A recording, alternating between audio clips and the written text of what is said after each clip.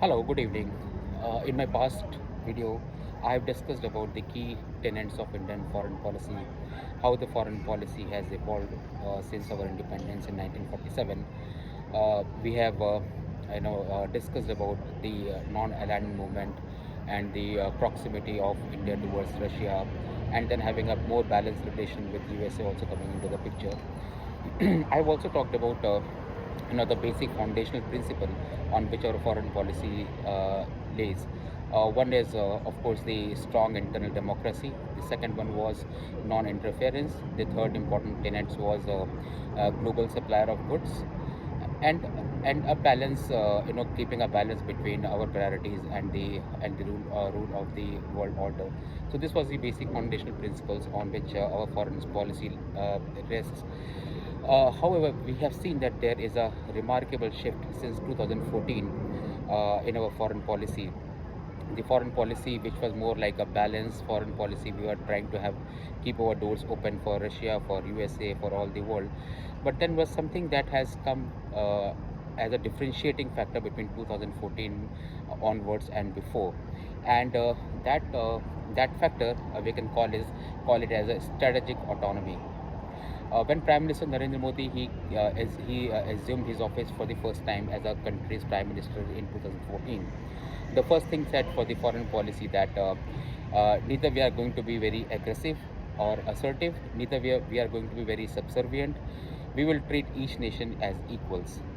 So neither will bow down to them, nor we assert our supremacy to them, but we'll treat everybody as equals. That was the foundational principle on which the foreign policy of India is is uh, is. Uh, is resting since 2014, and that's how we have actually been able to derive our strategic autonomy despite a very cumbersome, very difficult world order all across.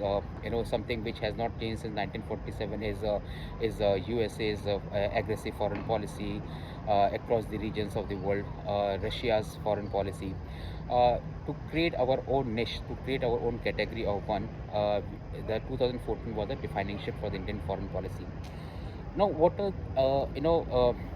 when I say the strategic autonomy, I will just take you through a journey since 2014, how India's foreign policy has actually shaped. The first thing first is about the neighbors. As you know, the subcontinent has very disturbing, very troubling neighbors of India, and if you know about Pakistan. At that point in time, Pakistan is already in the grip of China, with CPAC coming over from the part of Jammu and Kashmir, which India claims as its own territory. So China has been very aggressive, on our eastern and northern front, and Pakistan was a very loyal ally to the China. So we had a very disturbing relation. It has already started before Narendra Modi came to the power. Uh, but still, the first thing that Narendra Modi had done as soon as he assumed power was he has invited all the SARC nation. SARC is South Asian Association for Regional Cooperation. This is one of the most important subcontinent forum for the South Asian nations. So all the South Asian countries Modi has called in his when he was taking oath as a Prime Minister of India, and practically all the Prime Ministers they have come to India. And in reciprocation of that, when Nawaz Sharif, the then Prime Minister of Pakistan, when he was marrying his daughter Mariam, that time Modi has actually attended the marriage ceremony without announcing. And it was a very impromptu kind of a moment when he just called up Pakistan Premier and said that I would like to attend to your daughter's wedding, and Pakistan's Premier was gracious enough to allow that, and everything was done because there are a lot of security protocol between India and Pakistan. There's two hostile nations, but that was a one very good outreach from Indian side to go to the Pakistan and build some kind of a trust, a mutual trust. Modi has one very strong characteristic that he doesn't want to he doesn't believe in any kind of a lack of communication gaps by speaking by letting his officers speak to the other nation. He tries to go himself and try to build a very strong rapport with the other countries. So he has himself had gone to Pakistan's Prime Minister's wedding, and that was a very good defining moment, and that was appreciated by both the countries as well, and not only by both the countries but broadly from everyone. However, then after that, the Pulwama had happened. After that, Modi had realized that Pakistan is something where the democratically elected prime minister has no say. The Pakistan's foreign policy is still driven by ISI and their military establishment. So even though Modi can have a very good relation with Prime Minister Nawaz Sharif, he will not be able to influence the foreign policy of Pakistan towards India.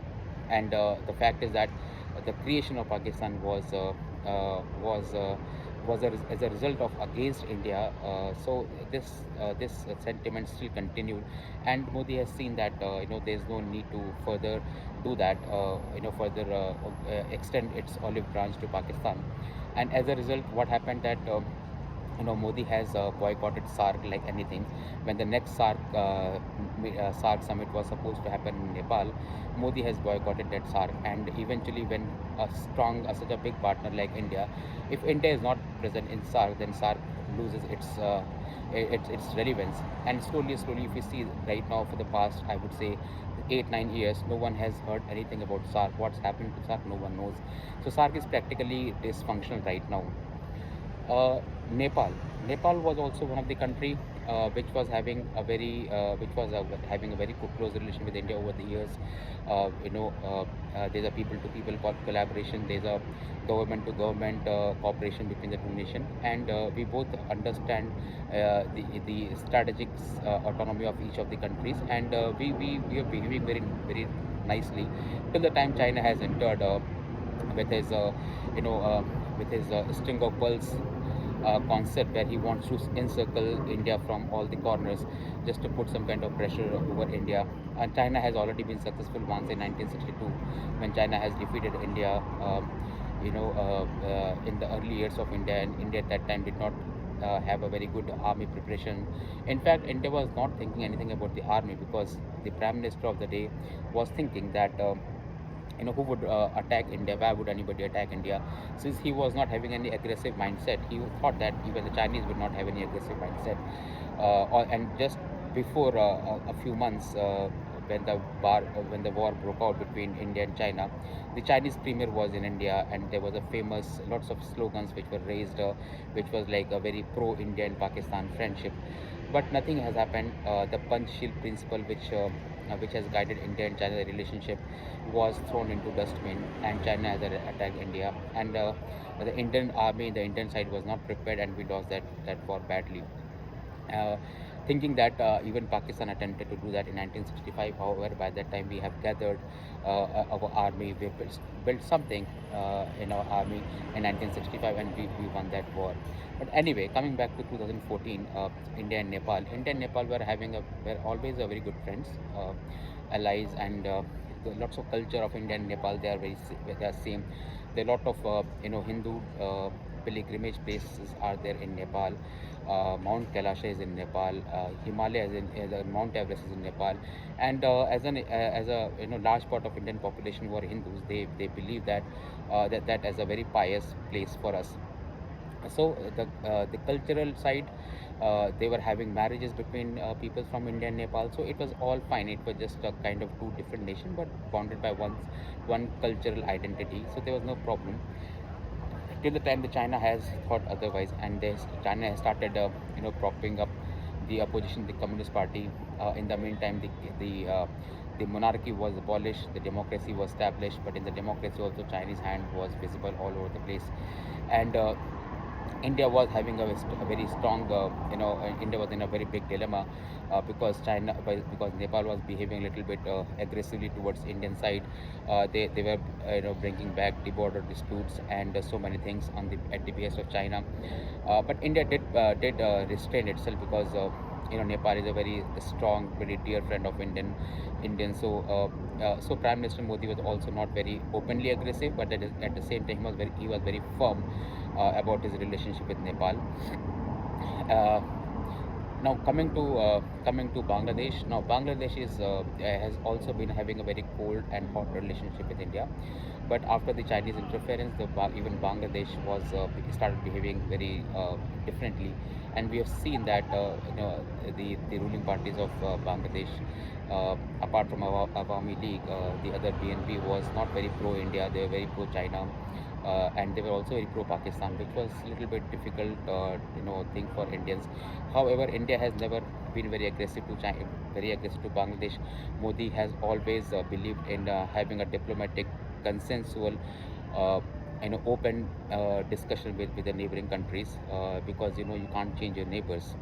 That's a hard reality. India was having a, and anyway, Bangladesh was also a part of India. Just few years back. I mean, I would say 50 years back, or 70 years back, it was a part of India. So India was having a, still India wanted to have a good relationship with Bangladesh, but at the same time, India was waiting patiently to avoid any kind of influence that Chinese might have.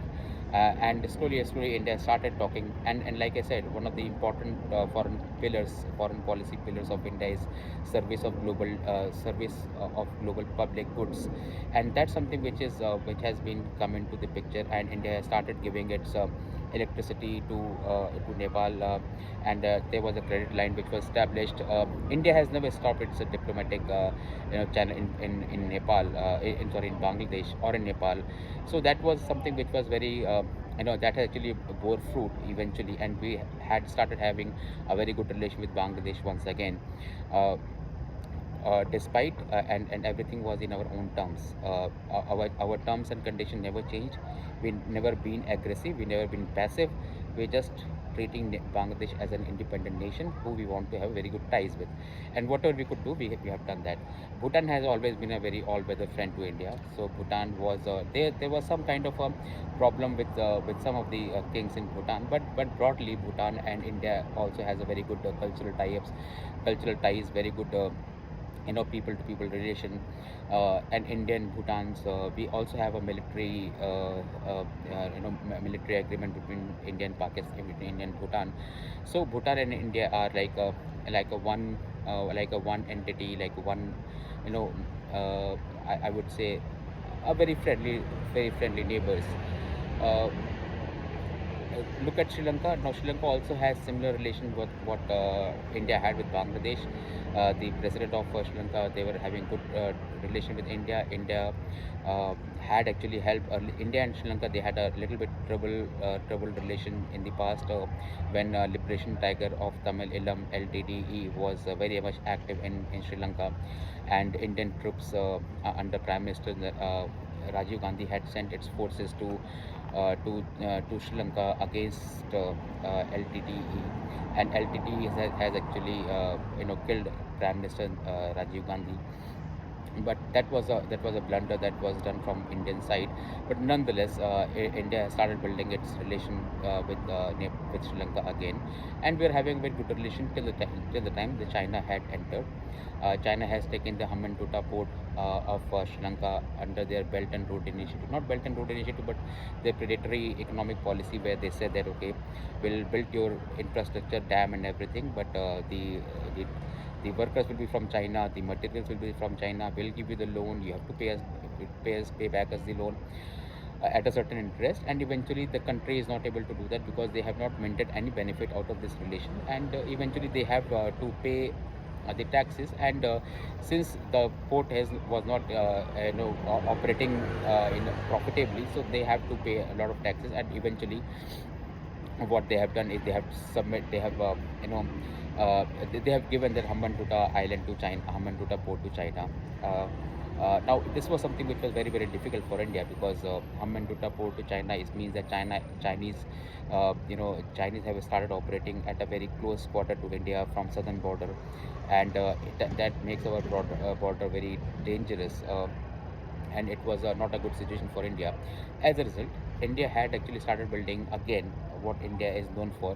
India has started building a very good, uh, delivery-oriented relationship with Nepal. India had built solar, parks in Nepal, in Sri Lanka, and which Chinese were not very happy about it. But even India had actually informed China, convinced Sri Lanka, I'm sorry, that the relation with having a good relation with India is more important than having a good relation with China, because ultimately Chinese predatory policy is of no use for the Sri Lankan people. And the team has the people in the officials in Sri Lanka, they have realized, although slowly but eventually they have realized that having a good relation with India is important. When Sri Lanka crisis has happened in 2022, that time India has actually helped. IMF has stopped helping Sri Lanka, but India has opened its credit line to Sri Lanka. India has given around $500 million credit line to Sri Lanka. India has also given a lot of food, medicines, and other regular items for the people, so that the life can come back to the normalcy. And slowly, if you see right now, Sri Lanka has started doing well. I'll not say that they have come out of that 2022 episode, but they are doing well. They are actually coming out well now. At least there is stability.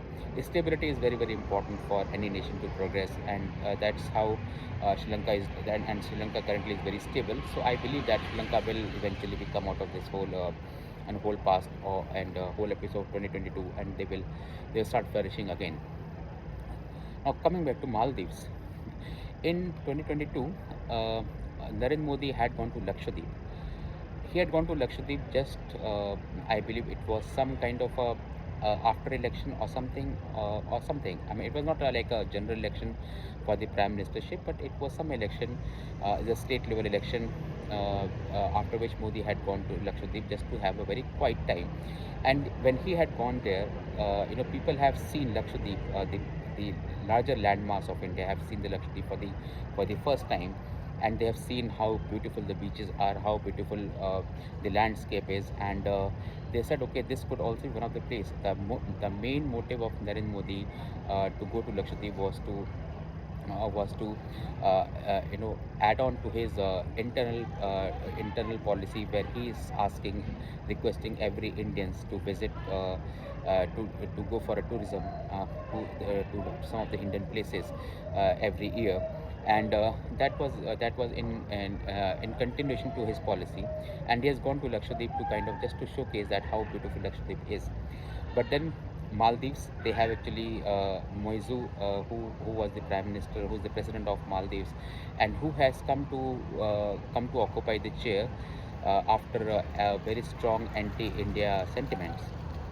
So he and his some of his ministers, they started commenting very rudely about Lakshadweep.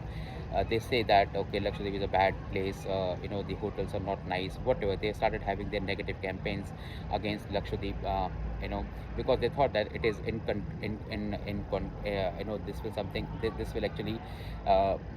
this will actually boost Maldives tourism, vis-a-vis Lakshadweep tourism. But what happened? Narendra Modi has not done anything. All the Indians who were booked resorts in Maldives, they have stopped going to Maldives. Maldives has stopped receiving tourists from India. Maldives was receiving the highest tourists from India, but since 2022, Indians have stopped going to Maldives, and as a result, the Maldives economy, which was totally dependent on the tourism, had started feeling the heat of the lack of the foreign revenue in Maldives. And if you look at but however, one very good thing which I tried to kind of address is, Narendra Modi had never said anything wrong about Maldives. He had never said publicly anything bad about Maldives.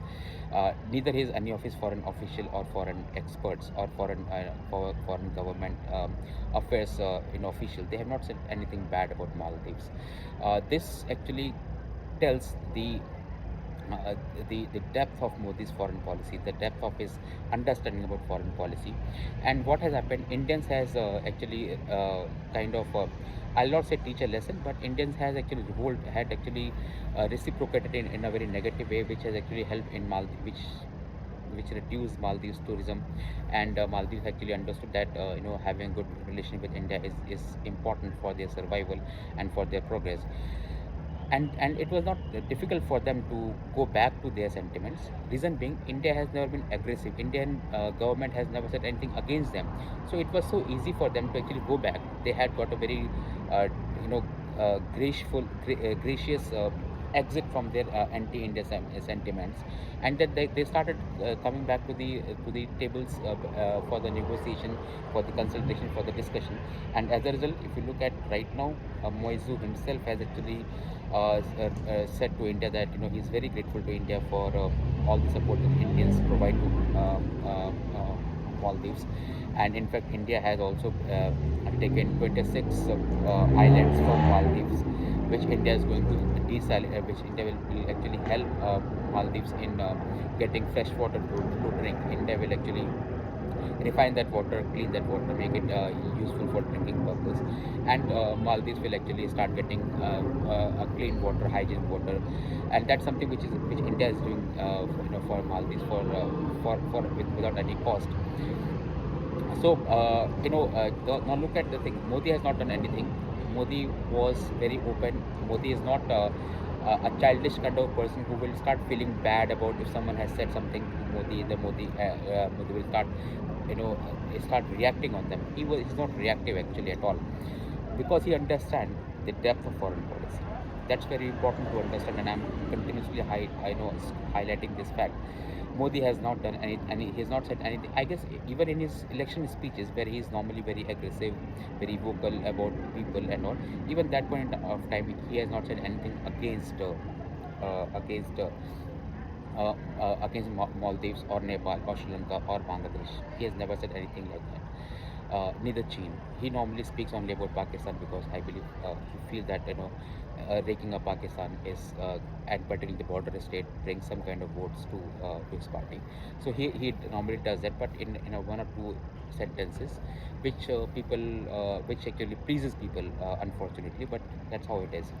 But despite that, he never speaks anything against about Maldives. He never speaks anything against about none of his neighboring countries, because he understands, and that actually helps him to have an open discussion with everybody else. So that's about Modi. That's about the foreign policy which Modi has taken, non-reactive, non-reactionary, keeping dialogues open, keeping your cards open, waiting for the right time to go back to the drawing room. He speaks to the other person despite their rogue behavior. The only country which Modi has not been able to do that so far is Pakistan. Even in 2014, Modi has from 2014 to 2019, Modi has gone to China 5 times or 4 times. He had tried to build his rapport with China also. Unfortunately, uh, he has actually understood the Chinese intention, and the and then he has come back and he stopped going to China. He has invited Chinese president also in India, and they had a very good time. But unfortunately, China is not a trusted ally to India. We have seen how Chinese aggressive behavior in Galwan Valley, in northeast part of India. China has never accepted Arunachal Pradesh or Sikkim as the part of India. So these things are actually a big, and then hosts.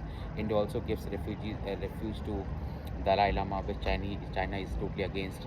So these things are still something which is not working well between India and China.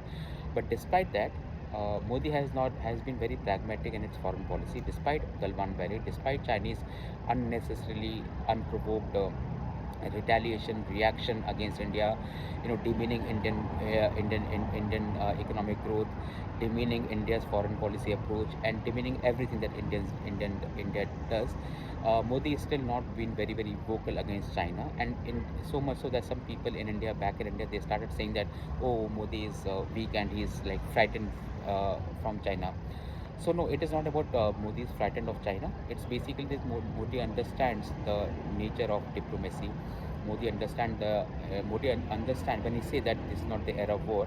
Modi actually believes that it is not a statement for him. He believes that this is not the era of war, and he definitely doesn't want to have open a war front with China, because that will derail the India's growth story. People, maybe for a moment they think that why not India is attacking China, or India is not, using harsh word against China. But the thing is that India is playing resistant, because for India it is important that all the people, Modi can lift them out of the poverty. That's the number one goal for Modi, and that's why Modi is having a strategic autonomy. And I say strategic autonomy, it means that I understand, I will do what is required for me to do, rather than doing any kind of reactionary or retaliatory kind of policy approach. That's why one thing, despite Galwan Valley, despite all this Chinese unnecessarily aggression towards India, India has never, India has never talked about one China policy. That in one China policy, China thinks that Taiwan, Hong Kong, and Tibet is part of one Chinese nation. Now India doesn't, India say that okay, we believe in one China policy, but India has not very much vocal or very strongly supporting that ideology. India can always rake up that issue. India can always go back and say that we don't recognize Tibet as the part of China or Taiwan as part of China. India can do that. In fact, India has done that a little bit when India supports Taiwan, when India sends its emissaries to Taiwanese prime minister and all. So India gives some kind of hint, but despite that, it is not something which is like an open threat or reaction to Chinese unnecessary aggression. So that is something which is a defining, which actually speaks a lot about how the foreign policy should be conducted, how the foreign policy should not be short term. It should always be long term for any nation, and that's very important for any country to progress. Now coming to so this is about China. For the USA also, India's policy has been very important, because USA has been a very good ally of India. Russia has also been a very good ally of India. That's something which is a very good thing. India is in a sweet spot, to be honest, and India's foreign policy uh, was considered to be a very independent foreign policy. Even if you've seen that even the Russia has said that India's foreign policy is totally based on their own thinking brain. They're not subservient. They're not compelled by the dollars. They're not compelled by anything. India takes very strategic autonomy-based decision for its foreign policy, and that's why you see that India's current foreign policy is aggressive. It is a restrained aggression. It's like I said, global supplier of good. India it does that all the time. Recently, we have also launched the Voice of Global South, which is a very important. We have not said that India is a leader of Global South. We are saying that India is a voice of Global South. So there is a big difference. And in that Voice of Global South, today was, I believe yesterday or today was the third summit, and in the third summit, there are almost 120 countries, 123 countries, which is like almost two-thirds of the whole total nations which are currently which currently exist. So that's a big chunk of nation, and India is playing its very uh, a very, I would say, constructive role. We are trying. Our foreign policy is based on empowering the nation.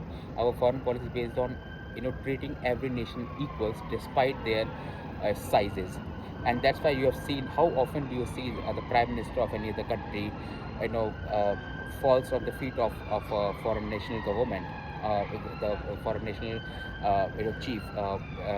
Modi has seen the African nation president. He was touching the feet of Narendra Modi when he visited his country, because Modi, as per him, Modi has saved his country during COVID by giving them the vaccine. Now, just imagine, even the small thing like vaccine. India, when COVID happened, when COVID broke out, we have never thought that, despite being the the capital of pharmaceuticals of the world, uh, it was very difficult to come up with our own vaccine. Now, this vaccine, because we have to vaccinate 1.4 billion population twice, like a 2.8 billion doses. Now that was unthinkable. Even the globally acclaimed economist like Raghuram Rajan, he said it will take India 10 years to actually, or 10 or 12 years to actually make everyone vaccinated. By that time, the entire population will wipe out. But what, and that time there was no vaccine also. But what India did, India has not only developed the vaccine, India has not only administered vaccines to 1.4 billion people two times, so 2.8 billion vaccine, but 2.8 billion doses. Not only invented, but manufactured, scaled, administered doses to its own people in a very technology savvy way, and also at the same time, India has given free vaccines to 40 other countries. I mean, that's what is my. I remember it could be more than 40 countries, and we have given them a lot of free vaccines. And at the same time, the other vaccine that we have sold to them was also at a very nominal cost. It was not a very exorbitant cost like Pfizer, or Moderna has actually come up with. That was something which was a very big achievement, and lots of foreign nations, they believe that that one act of India has actually built a big trust between India and the foreign nations, all the particular African nations, and the nations which are like little deprived, the nations from global south. So that is something which India has done, and it's a very remarkable, and that's bring the trust. That's why India has been becoming a voice of global south, and people are coming with India. And I believe if all the countries start thinking about start thinking the way India thinks, the world will be a much better place, because we are not aggressive. Our foreign policy is not aggressive. It's non-interference based policy. It's a people to people global service, global public goods delivery, which is important. Treating each nation as equals, trying to avoid wars at all cost, without bringing our own egos. That's what defines Indian foreign policy. And even I mean, about India's policy with USA. Even US is right now uh, saying, never fails to say that India is a trusted ally, despite their hands in Bangladesh conflict, despite the deep state, all the concept of deep state, which I'll cover, which I'll talk a little bit more in my subsequent video. But despite that, India has a very good relation with Germany, with I beg your pardon, with Europe nation as such, with Norway, with you think about any country, France, the premiers are very good friend, and that's the important thing. Modi always builds a very good person-to-person relationship, and the Middle East, India has been a very strong player in Middle East policies. Now look at the IMEC, Indian Middle East corridor, uh, which unfortunately is paused because of this Israel and Hamas war. Otherwise, imagine something called IMEC, just like a CPEC. There's an IMEC corridor which will go from India, Middle East, Saudi Arabia, and then it will go to Israel. From Israel, it will go to the Greece, and from there to the rest of the European nation. Imagine if we come up with some kind of something like that, how the whole global world will be benefiting from the right policy of India. Unfortunately, India is the only bright spot in the foreign policy. None of the other countries, they are having. I mean, they have the open agenda of either becoming either policing somebody, or becoming a big brother, or trying to unnecessarily interfere in other states' affair. I do understand that you should not be neutral. You should having your own policy, but at the same time, our policy and our interference should only be limited to the fact that we allow the other country to have a democratically elected government. Now look at Bangladesh. Initially when Bangladesh protests broke out, everybody, when Western media started speaking about a lot of things against India, everybody is thinking that okay, this is like a loss for India. This is like a India has to rethink about the whole policy. Now Narendra Modi has to start looking at the east. He will not be able to get back to his feet. But now look at things. Right now, not 10 days has not passed, and India has come back on its feet, and so much so that Mohammad Yunus, the interim chief of Bangladesh, he actually tweets that we are taking all the efforts to ensure that India's minority, the Hindu minorities are well protected. Although there are still violence which are happening against minority, but at least interim chief has actually promised to India that he will do all which he can, and there was a genuine effort that he actually at least showed from an intention wise. I'm not sure how much he will be able to do that because of whole Jamaat Islami and other people, other actors there, because it is certainly not a student protest. It is something more, and it is and there is no reason not to believe that Americans had a very strong hand. But now look, Indian diplomatic office is open, and American diplomatic office is closed, because America said that we'll come back only after the protest, only after there is normalcy. So again, America is no longer. America has ignited the fire, and America had left. America had to leave. America did not want to leave, but they had to leave. But India is still there. And still India is still, despite the government of the day is not, or the people who are protesting against India, they are not friends of India. When Taliban came to the power in Afghanistan, they were not friends to India. But India did not close its diplomatic channel. India did not close its, its communication channel, and as a result, even Taliban today is having a very good relation with India.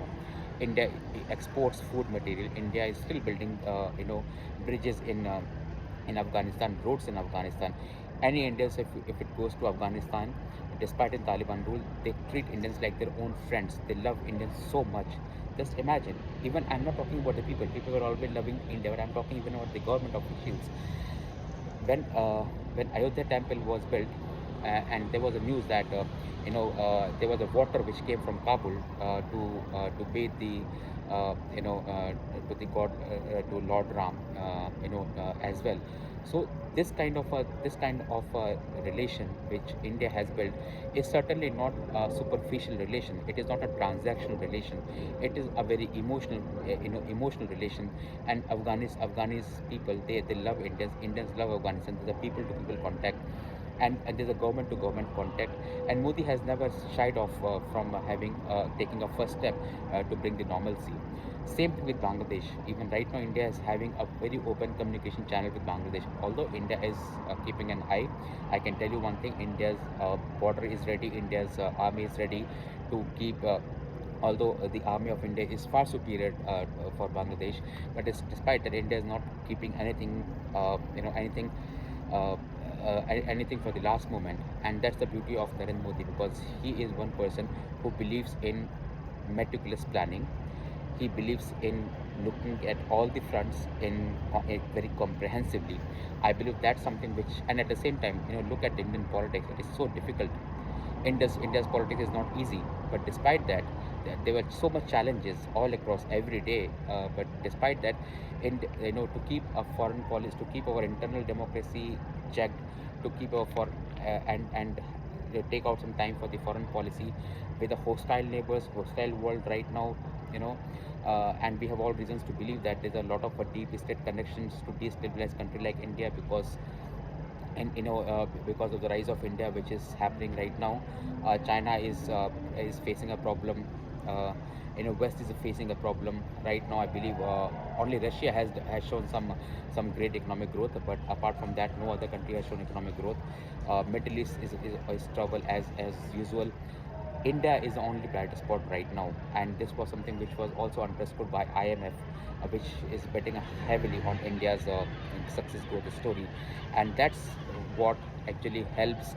That's why I say that India's foreign policy is the best foreign policy, which all the world, every nation of the world should emulate. And if everybody starts emulating the foreign policy of India, the world will be a much better and much safer and much beautiful place. That's all. Thank you. Do let me know how have you like, what do you have to say.